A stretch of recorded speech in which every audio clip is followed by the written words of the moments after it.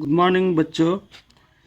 आज मैं आपकी 10वीं कक्षा के भूगोल विषय के प्रथम इकाई के खंड घ में खनिज संसाधन के अति महत्वपूर्ण प्रश्न लेकर आ चुका हूँ। बहुत दिनों से यह काम पेंडिंग था, तो आज मैंने सोचा कि आज डाल देता हूँ। तो आशा है आप लोगों को अच्छा लगेगा। तो चलिए बच्चे शुरू करते हैं। पहले मैंने कुछ शॉर्ट नोट्स तैयार किए हैं खनिज संसाधन के। उसके बाद हम लोग उसको करने के पश्चात हम लोग लघु उत्तरीय प्रश्न और दीर्घ उत्तरीय प्रश्न का समाधान करेंगे। तो चलिए शुरू करते हैं बच्चे। लौह युक्त खनिज। खनिज संसाधन को बच्चों कई वर्गों में बांटा गया है। जैसे एक होता है कि धात्विक खनिज और एक अधात्विक खनिज। तो धात्विक खनिज को भी दो भागों में बांटा गया है। पहला है लौहयुक्त खनिज, दूसरा अलोहयुक्त खनिज। लौहयुक्त खनिज जिसमें लोहे की कुछ मात्रा पाई जाएगी बच्चों, ऐसे खनिज जिनसे लोहा मिलेगा, आपको लोहे का अंश मिलेगा। तो उसके उदाहरण मैंने दिए हैं लौह अयस्क, मैंगनीज, निकेल, पायराइट, टंगस्टन। वही अलोहयुक्त खनिज की बात करें तो सोना, चांदी, सीसा, बॉक्साइट, टीन, तांबा।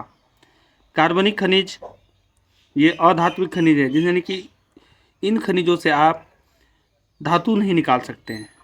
जैसे कोयला, पेट्रोलियम, प्राकृतिक गैस, ये सारे कार्बनिक खनिज हैं। और अधात्विक खनिज को भी बच्चों दो भागों में बांटा गया है। जो पहला है कार्बनिक खनिज और दूसरा है अकार्बनिक खनिज। कार्बनिक खनिज मतलब बच्चों, कार्बनिक का मतलब होता है जिसमें वह ऐसा खनिज जो किसी जीवित जीव के मृत शरीर से बना हो। ठीक है, जैसे मृत जीव जंतु या मृत पेड़ पौधों से बना। ठीक है, जो हजारों वर्ष करोड़ों वर्ष तक दबे हुए थे पृथ्वी के भूपर्पटी पर, तो उनसे जो खनिज बनता है बच्चों, उसे आप कार्बनिक खनिज कहेंगे। ठीक है, कोयला, पेट्रोलियम, प्राकृतिक गैस, ये सारे कार्बनिक खनिज हो गए। अकार्बनिक खनिज की बात करें तो अभ्रक, ग्रेफाइट, चूना पत्थर, नमक, संगमरमर, बलुआ पत्थर इत्यादि आते हैं। तो बच्चों खनिज समाप्य संसाधन है, ये समाप्त होने वाला संसाधन है। लौह अयस्क एवं मैंगनीज धारवाड़ समूह के चट्टानों में पाए जाते हैं। धारवाड़ समूह में मैंने बताया था बच्चों आप लोगों को कि पृथ्वी पर पाए जाने वाली चट्टानों को उसके काल के अनुसार, उसकी आयु के अनुसार कई समूह में बांटा गया है। जैसे आर्कियन समूह की चट्टानें, गोंडवाना समूह की चट्टान, धारवाड़ समूह की चट्टानें। ठीक है बच्चों, तो और भी कई सारे हैं। तो यहाँ मैंने महत्वपूर्ण लिखा दिया है आप लोगों की लोहा अयस्क, यानी कि लोहा, जो आप लोहा अयस्क से ये समझिए लोहा। ठीक है, लोहा और मैंगनीज जो है आपको धारवाड़ समूह के चट्टानों में मिलेंगे। वही बात करें तांबा, सीसा एवं जस्ता आपको अरावली श्रेणी में पाई जाती है। चूना पत्थर, डोलोमाइट और जिप्सन कडप्पा और ऊपरी विंध्यन श्रेणी तक सीमित है। अधिकांश खनिज जो है बच्चे प्रायद्वीप भारत में ही पाई जाती है। भारत में अधिकांश खनिज 3 पेटियों में पाई जाती है। पहला है उत्तर पूर्वी पठार, जो कि देश का सबसे धनी खनिज पेटी है। इसमें छोटा नागपुर का पठार, छत्तीसगढ़ का पठार, उड़ीसा का पठार तथा पूर्वी आंध्र प्रदेश का पठार शामिल है।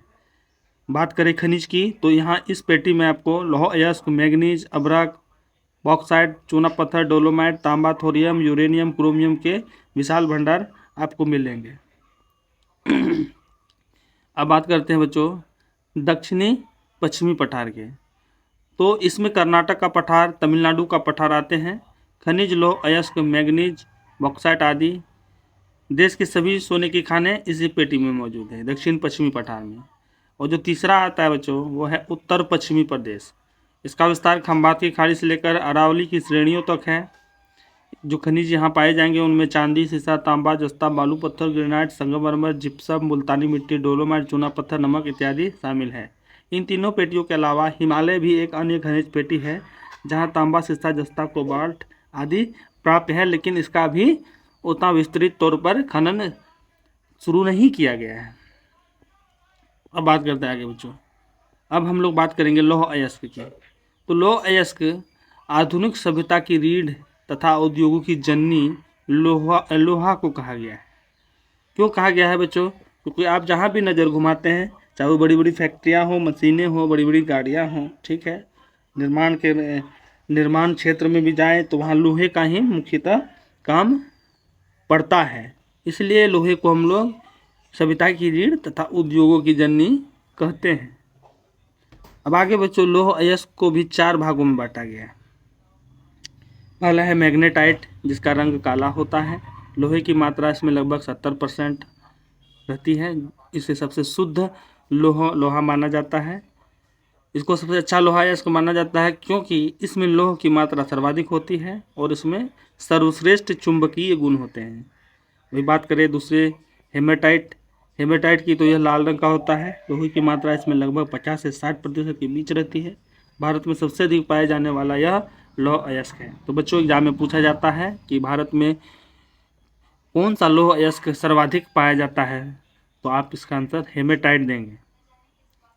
तीसरा है लिमोनाइट, जो कि पीले रंग का होता है। इसमें 40 से 50% लोहे का अंश रहता है। वहीं सिडराइट की बात करें तो ये हल्का भूरा रंग का होता है। इसमें 30 से 40% ही लोहे का अंश पाया जाता है। यह सबसे घटिया क्वालिटी का लौह अयस्क है और उसमें सबसे कम चुंबकीय गुण धारण करता है। लौह अयस्क का वितरण की बात करें तो भारत में लौह अयस्क की कुछ पेटियां हैं, जैसे उड़ीसा झारखंड की पेटी। इस पेटी में आपको उच्च कोटि का हेमेटाइट मिल जाएगा। उड़ीसा का जैसे बादाम पहाड़ खदान जो कि 2 जिलों में विस्तृत है, मयूरभंज जिला, केंदुझर जिला, ये उड़ीसा के जिले हैं बच्चों, जहाँ पर बादाम पहाड़ खदानें मौजूद हैं। वहाँ से भी ऊंचे क्वालिटी के हेमेटाइट आपको मिल जाएंगे। झारखंड की बात करें तो झारखंड में आपको सिंहभूम जिला है।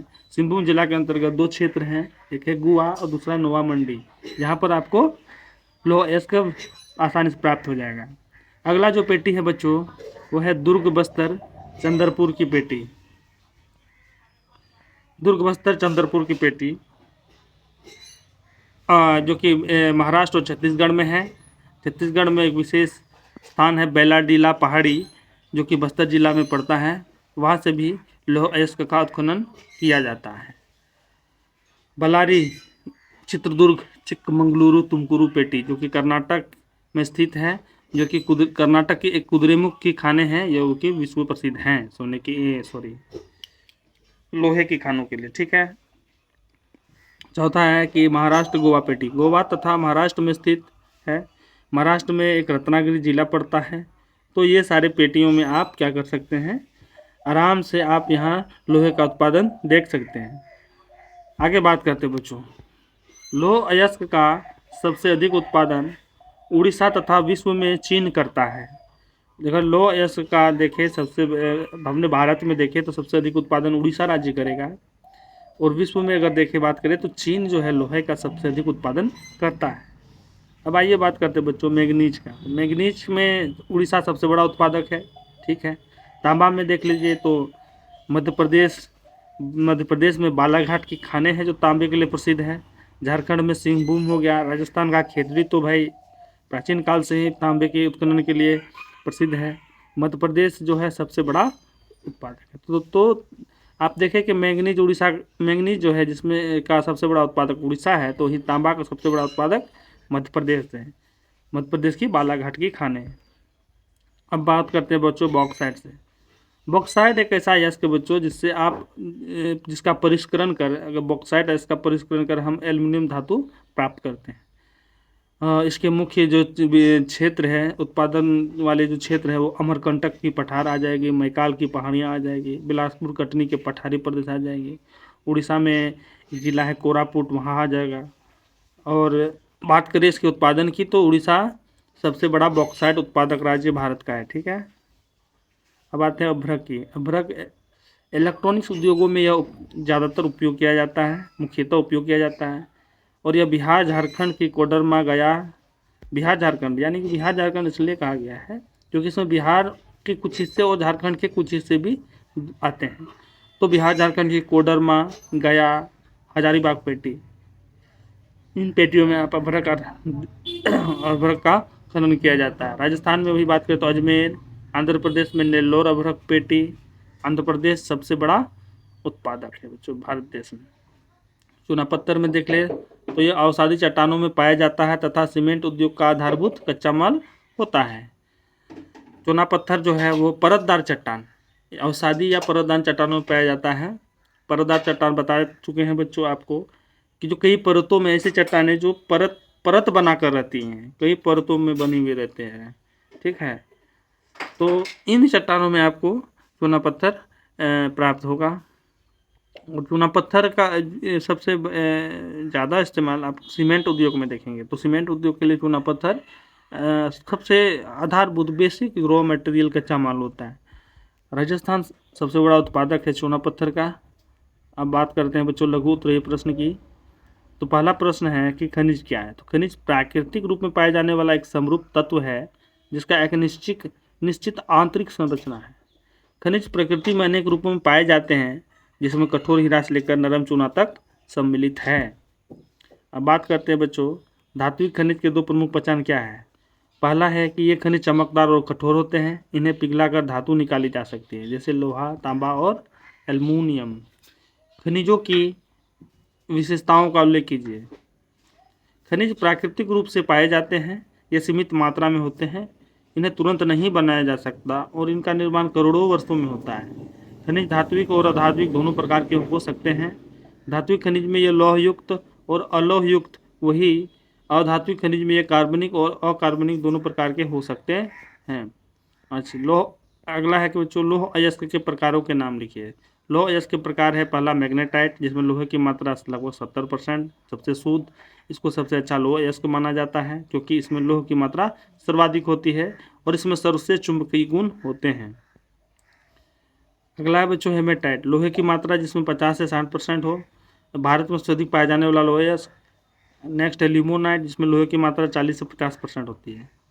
और सबसे अंत में है सीडेराइट, जिसमें लोहे की मात्रा 30 से 40% होती है, सबसे घटिया क्वालिटी का लोहा है इसके।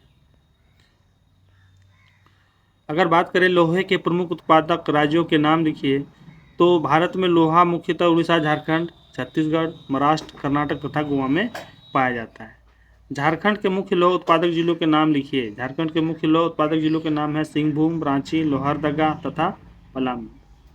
मैग्नीज के उपयोग पर प्रकाश डालें। मैग्नीज का उपयोग लोहे और स्टील को मजबूत बनाने में होता है। यह बैटरियों, कीटनाशकों, रसायनों, कांच उद्योग, चमड़ा एवं माचिस उद्योग में भी प्रयोग किया जाता है। 1 टन इस्पात बनाने में लगभग 10 किलोग्राम मैग्नीज का उपयोग किया जाता है। बच्चों इस्पात स्टील को ही इस्पात कहते हैं बच्चों। एल्युमिनियम के उपयोग का उल्लेख कीजिए। एल्युमिनियम हल्का, मजबूत और जंगरोधी धातु है। इसका उपयोग हवाई जहाज, रेल, बर्तन, बिजली की तारें और निर्माण कार्यों में होता है। अभ्रक का उपयोग क्या है। अभ्रक गर्मी और बिजली का कुचालक होता है। कुचालक मतलब जो बिजली को अपने अंदर आने नहीं देता है। एक होता है सुचालक, जिससे आसानी से बिजली आर पार जा सके, ये कुचालक होते हैं। इसका उपयोग इलेक्ट्रॉनिक्स उद्योग, बिजली के उपकरणों, टेलीफोन, कॉस्मेटिक यानी कि वो ब्यूटी वाला जो भी सामान आता है, लिपस्टिक हो गया, फेशियल्स हो गया, फेस वॉश हो गया, ठीक है, और जो भी आता होगा आप जानते होंगे, कॉस्मेटिक को कहते हैं, सौंदर्य प्रसाधन, कॉस्मेटिक और औषधियों में किया जाता है। चूना पत्थर की उपयोगिता क्या। चूना पत्थर का उपयोग सीमेंट, कांच और लोहा इस्पात उद्योग में होता है। यह भवन निर्माण और खाद्य बनाने में भी उपयोगी है। खनिज की मुख्य विशेषताओं का उल्लेख कीजिए। खनिजों का वितरण असमान होता है। अधिक गुणवत्ता वाले खनिज कम तथा कम गुणवत्ता वाले खनिज ज़्यादा मात्रा में पाए जाते हैं। खनिज समाप्य संसाधन है, ये पृथ्वी में सीमित मात्रा में पाए जाते हैं और इन्हें दोबारा नहीं बनाया जा सकता। खनिजों के संरक्षण एवं प्रबंधन से क्या समझते हैं। खनिजों का संरक्षण और प्रबंधन का अर्थ है कि इनका विवेकपूर्ण उपयोग करना, पुनः उपयोग को बढ़ाना, अपव्यय रोकना और वैकल्पिक साधनों का विकास करना ताकि भावी पीढ़ियां भी इनका लाभ उठा सके। चलिए नेक्स्ट है बच्चों दीर्घ उत्तरीय प्रश्न। खनिज कितने प्रकार के होते हैं, प्रत्येक का सोदाहरण परिचय दीजिए। खनिज सामान्यतः 2 प्रकार के होते हैं, धात्विक खनिज, अधात्विक खनिज। ठीक है, धात्विक खनिज, इन खनिजों में धातु होता है जैसे लोह अयस्क, तांबा, निकेल, मैग्नीज आदि। धात्विक खनिजों को भी आगे 2 भागों में बांटा जाता है। पहला है लोहयुक्त खनिज। जिन धात्विक खनिजों में लोहे का अंश अधिक पाया जाता है वे लोहयुक्त खनिज कहलाते हैं, जैसे लोह अयस्क, मैग्नीज, निकेल, टंगस्टन आदि। अलोहयुक्त खनिज, जिन धात्विक खनिजों में लोहे का अंश न्यून होता है या नहीं होता है ये अलोहयुक्त खनिज कहलाते हैं, जैसे सोना, चांदी, सीसा, बॉक्साइट, टीन, तांबा आदि। वही बात करें अधात्विक खनिज की, तो इन खनिजों में धातु नहीं होते हैं, जैसे चूना पत्थर, डोलोमाइट, अभ्रक, जिप्सम आदि। अधात्विक खनिज भी 2 प्रकार के होते हैं। पहला है कार्बनिक खनिज, इसमें जीवाश्म होते हैं, ये पृथ्वी में दबे प्राणी एवं पादप के परिवर्तित होने से बनते हैं, जैसे कोयला, पेट्रोलियम आदि। वही अकार्बनिक खनिज की बात करते हैं, इनमें जीवाश्म नहीं होते, जैसे अभ्रक, ग्रेफाइट आदि।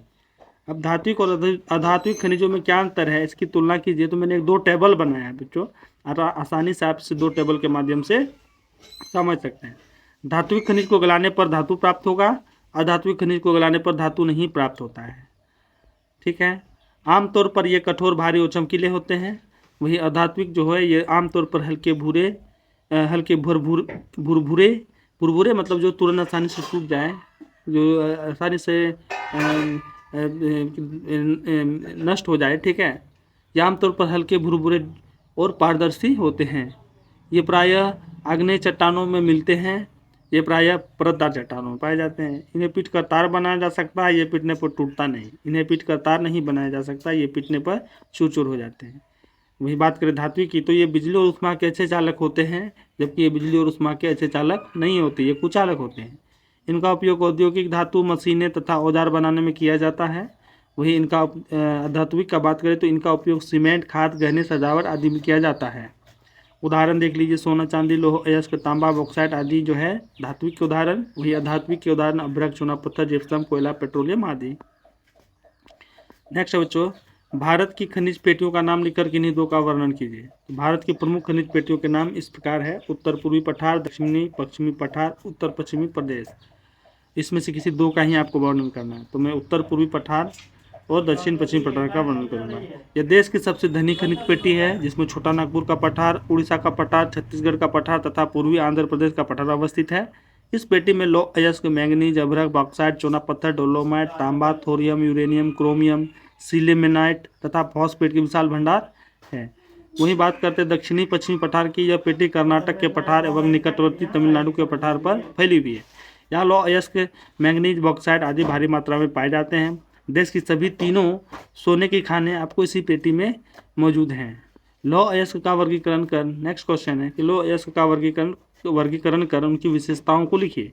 लौह अयस्क का वर्गीकरण उसकी गुणवत्ता और धातु की मात्रा के आधार पर किया जाता है। इसके प्रमुख प्रकार इस प्रकार हैं। जैसे पहला है मैग्नेटाइट, यह सबसे उत्तम लौह अयस्क है। इसमें लगभग 70% तक लोहे की मात्रा होती है।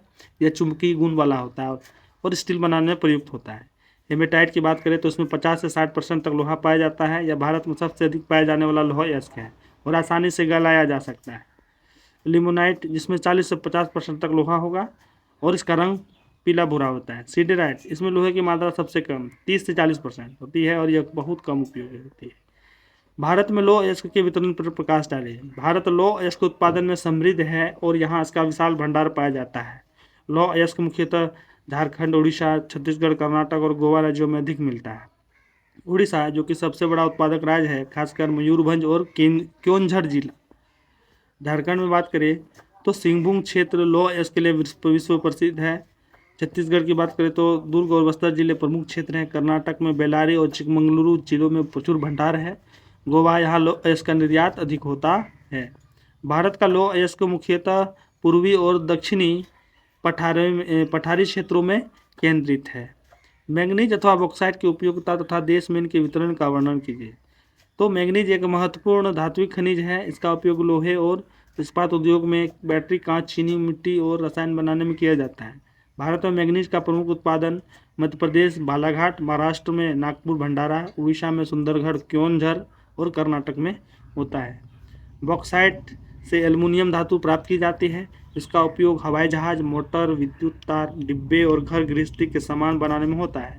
बॉक्साइट के प्रमुख भंडार झारखंड, छत्तीसगढ़, उड़ीसा, महाराष्ट्र और तमिलनाडु में पाए जाते हैं। अभ्रक की उपयोगिता एवं वितरण पर प्रकाश डालिए।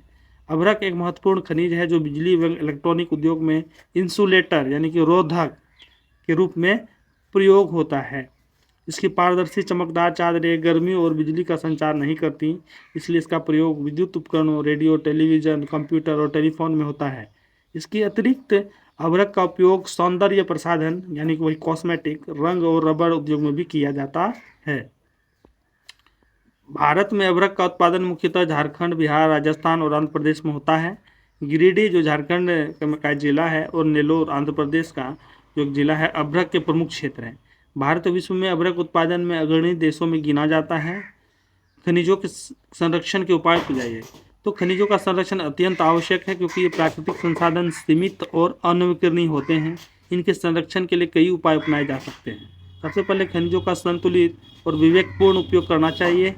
खनिजों के पुनर्चक्रण को प्रोत्साहित किया जाना चाहिए, जैसे लोहा, एल्युमिनियम, तांबा आदि का पुनर्चक्रण किया जाए। नई तकनीकों का प्रयोग करके खनिजों का कम से कम अपव्यय होना चाहिए। अपव्यय मैंने बर्बादी होना चाहिए, उसका कम से कम बर्बादी होना चाहिए। विकल्प के रूप में नवीकरणीय ऊर्जा स्रोतों जैसे सौर और पवन ऊर्जा का अधिक प्रयोग करना चाहिए। इसके अलावा खनिज उत्खनन के समय पर्यावरणीय संतुलन बनाए रखना भी आवश्यक है। इस प्रकार हम खनिजों को भविष्य के लिए सुरक्षित रख सकते हैं। तो इस प्रकार से बच्चों यह चैप्टर यही समाप्त होता है। चूँकि वीडियो ज़्यादा लंबा ना हो जाए इसलिए मैंने जल्दी से बहुत फास्ट रीडिंग किया बच्चों। तो मिलते हैं नेक्स्ट चैप्टर में। Till then bye bye.